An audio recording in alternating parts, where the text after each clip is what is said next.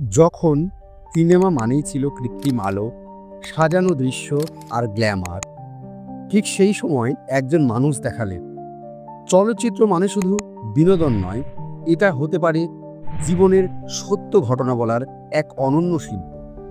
সেই মানুষটি হলেন আমাদের চিরপরিচিত সত্যজিৎ রায়।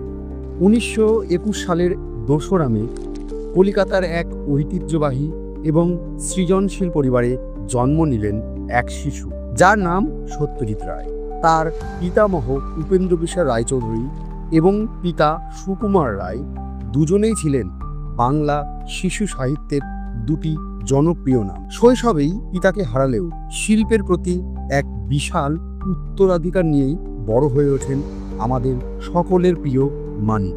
শৈশবে তিনি ছিলেন চুপচাপ এবং পর্যবেক্ষক। স্কুলে তেমন নামী ছাত্র না হলেও তার চোখে ছিল এক অদ্ভুত কৌতূহল, মানুষকে দেখার, মানুষকে বোঝার আর তার সাথে সাথে মনে রাখার। এই চোখেই পরে হয়ে ওঠে সিনেমার সর্বশ্রেষ্ঠ ক্যামেরা। প্রেসিডেন্সি কলেজে অর্থনীতি নিয়ে পড়াশোনা করলেও তার আখল টান ছিল শিল্পের দিকে। মায়ের অনুপ্রেরণায় চলে গেলেন তিনি শান্তিনিকেতনে। রবীন্দ্রনাথ ঠাকুরের হাতে গড়া সেই প্রতিষ্ঠান তার চোখ খুলে দিল প্রাচ্য ও পাশ্চাত্যের শিল্পকলা উপলব্ধির জন্য।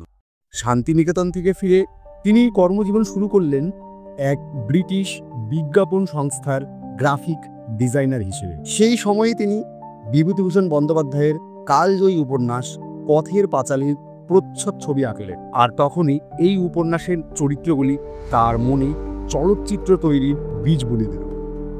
এরপর 1949 সালে তার সাথে দেখা হলো এক ফরাসি পরিচালক রনোয়ার। তার সাথে সাক্ষাতের পর তিনি লন্ডন সফরে গেলেন। 1950 সালে লন্ডন সফরে থাকার সময় তিনি দেখেন বিখ্যাত একটি সিনেমা বাইসাইকেল থিফ। এটি একটি ইতালীয় ছবি। এই সিনেমাটি তার চিন্তাধারা বদলে দেয়। তিনি অনুভব করেন সিনেমা শুধু রঙিন গল্প নয়, এটা হতে পারে জীবনের কাঁচা সত্য প্রকাশের একটি মাধ্যম।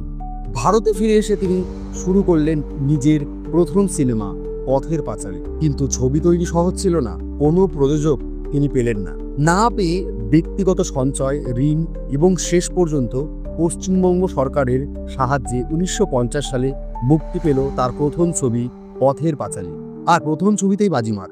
সরল মানবিক এই ছবিটি কান চলচ্চিত্র উৎসবে শ্রেষ্ঠ মানব দলিল সহ মোট 11টি আন্তর্জাতিক পুরস্কার জিতে নিল। শুরু হলো এক কিংবদন্তির জয়যাত্রা।